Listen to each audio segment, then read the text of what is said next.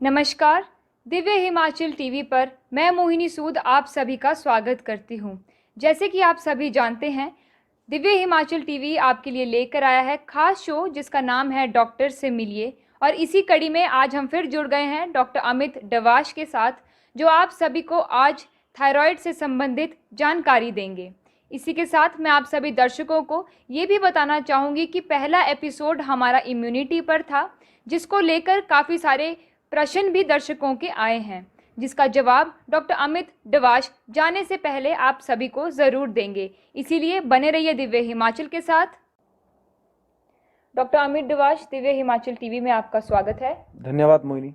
सबसे पहले तो हम ये जानना चाहेंगे कि थायराइड क्या है और कितने प्रकार का होता है। देखिए मोहिनी, होता क्या है कि थायराइड एक ग्रंथि है हमारे शरीर के अंदर, जो हमारे शरीर की जो क्रिया प्रणाली है उसको सुचारू रूप से चलाए रखने का वो काम करती है। वो दो प्रकार के हार्मोन सिक्रेट करती है, T3 और T4। अमूमन अगर मैं बात करूं तो थायराइड हमारे गले के अंदर स्थित होती है, और जो बटरफ्लाई है यानी कि तितली होती है उसके आकार की ये ग्रंथि होती है। और मेटाबॉलिज्म में और शरीर की बाकी जो गतिविधियां हैं उसमें इसका बहुत बड़ा रोल होता है। दरअसल थायराइड दो प्रकार का होता है। अगर आपकी थायराइड कम काम करना शुरू कर दे, यानी कि T3 और T4 अगर कम सिक्रेट कर रही है, तो हम इसको हाइपोथायराइडिज्म कहते हैं। और अगर आपकी थायराइड बहुत तेज काम करना शुरू कर दे, यानी कि T3 और T4 ज़्यादा निकलने शुरू हो जाए, तो हम इसको हाइपरथायराइडिज्म कहते हैं। एक हाइपो होता है जिसमें कम काम करती है, और हाइपर का मतलब ज़्यादा काम करती है। बिल्कुल डॉक्टर साहब, हम ये जानना चाहेंगे कि थायराइड के लक्षण क्या हैं। देखिए मोहिनी, प्रारंभिक अवस्था जो थायराइड की है उसमें बहुत कम लक्षण देखने को मिलते हैं, लेकिन अगर हम एडवांस स्टेज की बात करें यानी कि, तो इसके कई ऐसे सिम्टम्स हैं जो कि शारीरिक और मानसिक रूप से दोनों में देखे जा सकते हैं। अगर मैं बात करूं मानसिक रूप की, तो मानसिक रूप में हम देखते हैं कि जिस इंसान को थायराइड की प्रॉब्लम हुई है, वैसे अक्सर महिलाओं को ये समस्या ज़्यादा होती है, लेकिन अब आज की डेट में बच्चों को भी ये प्रॉब्लम देखी जा रही है। तो मानसिक जो लक्षण होते हैं थायराइड के, उसमें स्वभाव में एक बिल्कुल स्वभाव परिवर्तन हम देख सकते हैं पेशेंट के अंदर। मतलब क्या, कभी वो खुश रहता है, कभी वो दुखी हो जाता है, कभी उसका मन बहुत अच्छा रहेगा और कई बार वो रोना शुरू कर देगा, या फिर हम कह सकते हैं कि उसको बिल्कुल भी निराशा दिखाई देगी।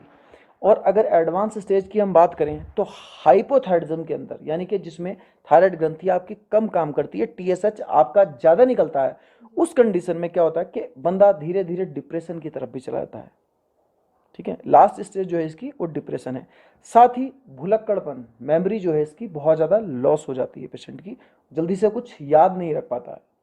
ये समस्याएं जो है मेंटल लेवल पर आती हैं। और फिजिकल लेवल पे मैं बात करूं तो एक आसान चीज तरह से मैं आपको समझाने की कोशिश कर रहा हूं, आपको वो समझना है। सबसे पहले हम सर से शुरुआत करते हैं। अगर हाइपोथायराइडिज्म की प्रॉब्लम है तो सबसे पहले आपके जो बाल हैं वो थिक हो जाते हैं, पतले पड़ने, थिन हो जाएंगे, पतला पड़ना शुरू हो जाएगा बालों का, बाल रूखे होना शुरू हो जाएंगे। अब बालों से थोड़ा नीचे की तरफ चलते हैं, गले की तरफ चलते हैं। गले में ग्रंथि आपके मौजूद होती है, और ये ग्रंथि अगर आपकी प्रॉपर काम नहीं करी तो आपकी आवाज़ जो है वो मोटी होना शुरू हो जाती है। और कई बार जब आप कुछ भी खाते हैं तो आपके गले में रुकता है, फंसता है, इससे कई बार आपको फंदा सा भी लगता है। कई लोगों के गले में खिचखिच की इस तरह के सिम्टम भी मौजूद हो सकते हैं। इससे थोड़ा हम नीचे की तरफ चलते हैं, यानी कि हृदय की तरफ अगर हम चलें तो हम देखते हैं कि हार्ट रेट जो है इसकी, पेशेंट की जो हृदय रेट है वो कम हो जाती है। ब्रेडिकार्डिया जिसको हम आम भाषा में कहते हैं, यानी कि हृदय की जो गति है वो थोड़ा कम हो जाती है। इसके अलावा अगर हम बात करें पेट की अपने, तो पेट का जो डाइजेशन है वो पूरी तरह से बिगड़ जाता है, क्योंकि थायराइड जो ग्रंथि है आपकी, वो डाइजेशन और मेटाबॉलिज्म पर बहुत बड़ा उसका असर होता है। इसके अलावा जो महिलाएं और पुरुष हैं उनके प्रजनन तंत्र पर भी इसका असर पड़ता है।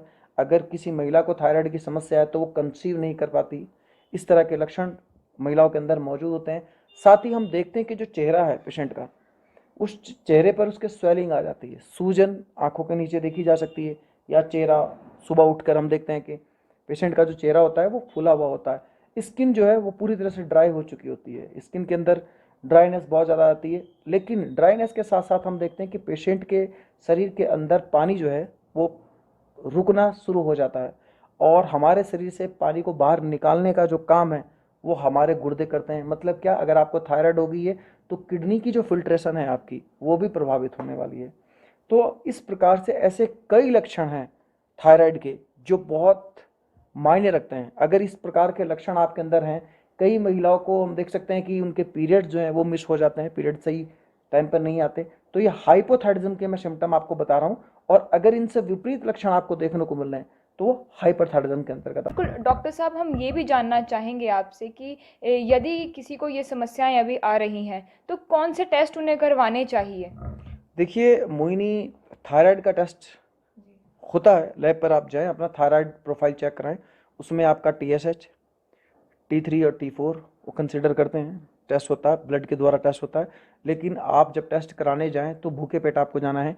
और हाँ, एक बात का विशेष ध्यान रखें, अगर आपको ठंड बहुत ज़्यादा लग रही है, क्योंकि अभी हम हाइपोथायराइडिज्म की हम बात कर रहे हैं, क्योंकि हाइपोथायराइडिज्म में इस समय ज़्यादातर जो पॉपुलेशन है वो हाइपोथायराइडिज्म से ज़्यादा सफ़र कर रही है, यानी कि जिसमें थायराइड ग्रंथि कम काम कर रही है उससे ज़्यादा सफ़र कर रही है। तो उसमें कुछ लक्षण और भी हैं। अगर आपको ठंड बहुत ज़्यादा लगती है, जी हाँ, ठंड भी अगर आपको बहुत ज़्यादा लग रही है, या आपके हाथ पैर हमेशा ठंडे रहते हैं, ठीक है, इसके अलावा और भी कई सिम्टम्स हैं। जैसे कि अगर हम बात करें, आपका जो बिहेवियर चेंजेस मैं आपको बता ही चुका हूँ, अगर बिहेवियर चेंजेस भी आपके अंदर मौजूद हैं तो भी आपने इस तरह का ध्यान रखना है कि हो सकता है कहीं ये प्रारंभिक अवस्था ना हो। हालांकि जो सीवियर सिम्टम्स हैं वो बहुत ज़्यादा थायराइड के लंबे समय तक सही कार्य करने पर ना करने पर आते हैं। तो ध्यान ये रखें, अपना टेस्ट आप करवा सकते हैं। डॉक्टर साहब, क्या हमारी दिनचर्या, खान पान का प्रभाव भी थायराइड पर पड़ता है? जी हाँ, हमारी दरअसल जो थायराइड डिसफंक्शनिंग होती है वो हमारी गलत दिनचर्या की वजह से ही होती है, और हमारे गलत खान पान की वजह से होती है। क्योंकि थायराइड ऑलरेडी मैं बता चुका हूँ मेटाबॉलिज्म और डाइजेशन में बहुत बड़ा रोल निभाता है। तो अगर आप मौसम के विपरीत चीज़ें खा रहे हैं, प्रकृति के अनुकूल भोजन आप नहीं कर रहे हैं, आपका प्रकृति के अनुकूल भोजन नहीं है, तो इसका नकारात्मक प्रभाव आपकी थायराइड पर पड़ता है। एक सिंपल सी बात है, इसको आप समझ लीजिए कि आपकी थायराइड मेटाबॉलिज्म को कंट्रोल कर रही है, और अगर आपका मेटाबॉलिज्म बिगड़ता है, गलत खान पान अगर आप अपनाते हैं, प्रकृति के अनुकूल वो खान पान नहीं है, तो उसके रिवर्स वाइस वर्सा आपकी थायराइड भी गड़बड़ कर सकती है। मतलब क्या है कि ऐसे कई लोग हैं जो रात को लेट भोजन करते हैं। हम देखते हैं कि लोगों का स्टैंडर्ड टाइम 10 बजे का है, तो 10 बजे जब वो लोग खाना खाते हैं तो सूर्य का प्रकाश उस समय नहीं होता। और अकॉर्डिंग टू आयुर्वेदा, हमारे भोजन को पचाने के लिए हमारे शरीर के अंदर एक अग्नि चल रही होती है जिसको हम जठर अग्नि कहते हैं। यानी कि आप, अगर मैं मेडिकल साइंस की बात करूँ तो हाइड्रोक्लोरिक एसिड ज़्यादा मात्रा में सिक्रीट होता है एज़ कम्पेयर टू नाइट के कंपैरेटिवली दिन में। और जो डाइजेस्टिव जूसेस हैं वो हाइड्रोक्लोरिक कंसंट्रेशन की मात्रा कितनी है और सांद्रता कितनी है उस पर बहुत निर्भर करता है। यानी कि जो डाइजेस्टिव जूसेस आपके निकलते हैं तो इस बात पर बहुत निर्भर करते हैं। तो रात्रि के समय जब सूर्य का प्रकाश कम होता है तब हाइड्रोक्लोरिक एसिड सिक्रेशन थोड़ा कम हो जाता है, जिसकी वजह से हम लोग जो रात को खाना खाते हैं या तो वो प्रॉपरली डाइजेस्ट नहीं होता, और डाइजेस्ट अगर हो जाता है तो उसका मेटाबॉलिज्म प्रॉपर नहीं हो पाता। क्योंकि रात को जब हम सोते हैं तो बेसल मेटाबॉलिक रेट, आधारिक कुपापची दर हमारी सबसे कम होती है।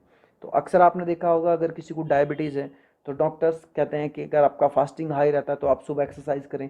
दरअसल वो क्यों कहते हैं, वो इसीलिए कहते हैं क्योंकि रात को जो आपने भोजन किया है वो प्रॉपरली अभी तक शर्करा के रूप में आपके रुधिर के अंदर मौजूद है। तो इसीलिए डॉक्टर आपको सुबह फिजिकल एक्सर्शन करने की सलाह देते हैं। तो अगर आप अपना खान पान नहीं सुधारते हैं और फास्ट फूड हम देखते हैं या फैटी फूड हम देखते हैं या वसा युक्त जो भोजन है जिसकी बात करें, जैसे मीट है, पनीर है, इस तरह का जो भोजन है हम रात को ज़्यादा खाना पसंद करते हैं, डिनर हम हैवी करते हैं, तो ये बिल्कुल विपरीत है। इस तरह का भोजन आप बिल्कुल ना करें, और हो सके तो सायकाल का भोजन ही आप करें। दूसरी चीज़, आप अपने विचारों को भी थोड़ा नियंत्रित कीजिए, क्योंकि अगर आप नकारात्मक विचार रखते हैं, थायराइड की वजह से आपके नकारात्मक विचार हो सकते हैं, लेकिन नकारात्मक विचारों की वजह से भी आपके थायराइड पर असर पड़ता है। क्योंकि हम देखते हैं अगर आप निगेटिव बहुत ज़्यादा सोचते हैं या बहुत ज़्यादा तनाव में रहते हैं तो अक्सर ऐसे लोग हैं जिनको पेट में अल्सर होने के चांसेस बढ़ जाते हैं, और ये मेडिकल साइंस प्रूव कर चुका है। तो ध्यान रखें, अपना जो खान पान है उसको आपने सही करना है। वनस्पति, उन चीज़ों का ही आपने चुनाव करना है जो मौसम के अनुकूल वनस्पति मौजूद है। डॉक्टर साहब, थायराइड में क्या खाएं, क्या ना खाएं, हम चाहेंगे आप ये भी दर्शकों को बताएं। जी हाँ मोहिनी, ये एक बहुत बड़ा सवाल है कि थायराइड में हमें कैसा खान पान अपनाना है। हालांकि पहले भी मैं बता चुका हूँ कि प्रकृति के अनुसार आपने भोजन करना है, प्राकृतिक भोजन का आपने चुनाव करना है। कुछ चीज़ें ऐसी हैं जिनको आपने विशेष तौर से ध्यान रखना है। जैसे क्या, आपको मैदा से बना कोई भी प्रोडक्ट नहीं खाना है, क्योंकि मैदा आपके शरीर के अंदर पहुंचकर आपकी आंतों से चिपकती है और प्रॉपरली जो मुख्य कारण है कॉन्स्टिपेशन का, वो मैदा बनती है। यानी कि अगर आपका पेट प्रॉपरली साफ नहीं रहेगा, ऑलरेडी कॉन्स्टिपेशन इसकी हम कह सकते हैं कि थायराइड की वजह से हमारी जो जीआईटी ट्रैक्ट है हमारा, वो स्लो पड़ जाता है और हम देखते हैं कि इंटेस्टाइन जो है हमारी प्रॉपर काम ना करने की वजह से हमें कॉन्स्टिपेशन की भी समस्या होती है। और कॉन्स्टिपेशन की समस्या ऑलरेडी आपको थायराइड की वजह से बनी हुई है और ऊपर से आप इतना गलत खान पान अपना रहे हैं जिसकी वजह से और भी आपको कॉन्स्टिपेशन की समस्या होने वाली है। तो ध्यान ये रखें, मैदा से बना कोई भी प्रोडक्ट आपने यूज़ नहीं करना, पहली बात। दूसरा, आपने इस बात का विशेष ध्यान रखना है कि जो आपका खाना है वो पर्यावरण के अनुकूल होना चाहिए। तीसरा, आपने ध्यान क्या रखना है कि आप शाम का खाना, जो रात का खाना हम लोग खा रहे हैं, वो पूरी तरह से आप बंद करें। कि अगर हो सके हफ्ते में तो एक दिन का व्रत आपने जरूर रखना है और उस व्रत के दिनों में आपने ये ध्यान रखना है कि प्रॉपर पानी का इंटेक आपको करना है, क्योंकि व्रत हमारे शरीर को शुद्धिकरण करने का एक प्रक्रिया है जिसके माध्यम से हम अपने शरीर के अंदर जो गंदगी जमा है उसको कंट्रोल करते हैं, उसको बाहर करते हैं शरीर से। तो ये कुछ ऐसे तरीके हैं जिनको आपने अपनाना है। डॉक्टर साहब, कई लोग ऑयली खाना भी पसंद करते हैं। किन किन बातों का विशेष ध्यान दर्शक जो अभी इस समय हमें देख रहे हैं उन्हें रखना चाहिए? देखिए, अगर आपको थायराइड है तो आपको खाना सबसे पहले ऐसा होना चाहिए जो इजी टू डाइजेस्ट हो और उसका मेटाबॉलिज्म आसानी से हो सके, क्योंकि ऑलरेडी आपकी थायराइड आपके मेटाबॉलिज्म पर और डाइजेशन पर बहुत ज़्यादा प्रभाव डाल रही है। अब ध्यान ये रखना कि अगर आप बहुत फैटी चीज़ें खा रहे हैं, ऐसा खाना जिसका जो पाचन है और जिसका जो मेटाबॉलिज्म है वो बहुत मुश्किल से हो रहा है, क्योंकि ऑलरेडी सिस्टम आपका स्लो डाउन हो चुका है, तो तला हुआ भोजन, बहुत गरिष्ठ भोजन आप बिल्कुल ना खाएं, क्योंकि ऐसा भोजन करने से आपकी थायराइड की जो समस्या है वो और भी बढ़ने वाली है। डॉक्टर डवाश, थायराइड संबंधित समस्याओं के बचाव के उपाय क्या हैं?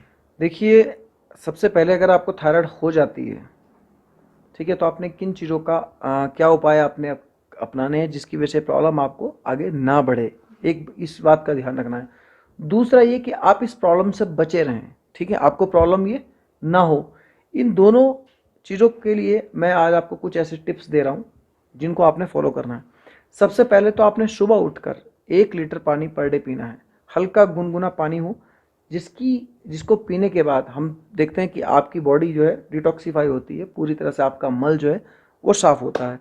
उससे क्या, आपको कॉन्स्टिपेशन की समस्या नहीं होगी, और कॉन्स्टिपेशन की समस्या नहीं होगी तो आपका जो खान पान है, जो आपने खाना खाया है उसका डाइजेशन अच्छे से होगा, और जब डाइजेशन अच्छे से होगा तो आपके आंतरिक अंगों को आवश्यक जो न्यूट्रिशन है वो पहुंचने वाला है। इससे आपकी इम्यूनिटी भी बिल्ड होगी। दूसरी बात का ध्यान आपने ये रखना है कि मैदा वाला खान पान आपने बिल्कुल नहीं अपनाना। अगर आप मैदा खा रहे हैं तो इसको खाना बिल्कुल बंद कर दें। इसके बजाय आपने ऐसा भोजन करना है जिसके अंदर फाइबर बहुत ज़्यादा हो, क्योंकि फाइबर अगर आप लेते हैं तो उससे आपका इंटेस्टाइन बहुत अच्छे से क्लीन होता है। तीसरा, आपने जो सफ़ेद नमक है इसको बंद कर दें आप, और आपने काला नमक या सेंधा नमक का आपने प्रयोग करना है, ठीक है। दूसरी चीज़ आपने क्या करना है, जो उज्जयी एक क्रिया है जिसमें सांस अंदर की तरफ खींचा जाता है, और थायराइड का जो पॉइंट होता है वहाँ पर हम देखते हैं कि सांस अंदर खींचने के जब हम खींचते हैं तो वहाँ पर एक आवाज़ निकलती है। उज्जयी की क्रिया आप कर सकते हैं, उससे भी आपको काफ़ी बेनिफिट मिलने वाला है। सुबह आप जल्दी उठें। रात्रि का जो भोजन है आपने वो रात को लेट नाइट नहीं करना है, क्योंकि अगर आप भोजन अपना लेट नाइट करते हैं तो उससे क्या होगा, आपका मेटाबॉलिज्म प्रभावित होगा, क्योंकि बेसल मेटाबॉलिक रेट आपकी सबसे कम होती है रात के दौरान। तो इन सब चीज़ों का ध्यान अपनाकर आप इस बीमारी से बचाव कर सकते हैं अपना। बिल्कुल। डॉक्टर डवाश, क्या होम्योपैथी में भी थायराइड का इलाज संभव है? जी हाँ, होम्योपैथी में थायराइड का पूर्ण रूप से इलाज संभव है। ऐसे कई केसेस हैं जिनको हमने ठीक किया है। अब थायराइड में कई प्रकार के लक्षण हमें देखने को मिलते हैं। नंबर 1, आपको एक सिम्टम्स होते हैं फिजिकल सिम्टम्स जो आपके शरीर के अंदर आ रहे हैं, और कुछ सिम्टम्स ऐसे होते हैं जो मानसिक लक्षण आपके अंदर आए हैं, जिनके बारे में हम बात कर चुके हैं कि बिहेवियर जो है पेशेंट का वो चेंज रहता है। चिड़चिड़ा भी पेशेंट हो सकता है, ठीक है। मूड स्विंग बहुत ज़्यादा देखने को मिलते हैं महिलाओं में। अक्सर हम देखते हैं कि कई बार महिलाएं बताती हैं कि मूड स्विंग हो रहा है, हमारा मूड के अंदर चेंजेबिलिटी बहुत ज़्यादा है। तो इन सब लक्षणों को ध्यान में रखकर अगर होम्योपैथी की मेडिसिन का चुनाव किया जाता है तो पेशेंट को पूरी तरह से ठीक किया जा सकता है, क्योंकि होम्योपैथी के माध्यम से पेशेंट को पूरी तरह से क्योर किया जाता है, ट्रीट नहीं किया जाता, क्योर किया जाता है। मीन्स क्या है?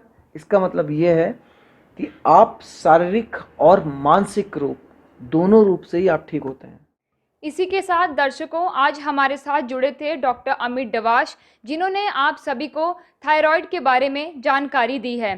डॉक्टर साहब, मैं आपको ये बताना चाहूँगी कि पहला एपिसोड हमारा इम्यूनिटी पर रहा था और दर्शकों ने काफ़ी पसंद किया है और काफ़ी सारे प्रश्न भी दर्शकों की तरफ से आए हैं। तो मैं चाहूँगी आप दर्शकों के सवालों के जवाब ज़रूर दें उन्हें। सबसे पहले प्रश्न है, सतीश ठाकुर लिख रहे हैं, थायराइड के मुख्य लक्षण क्या हैं?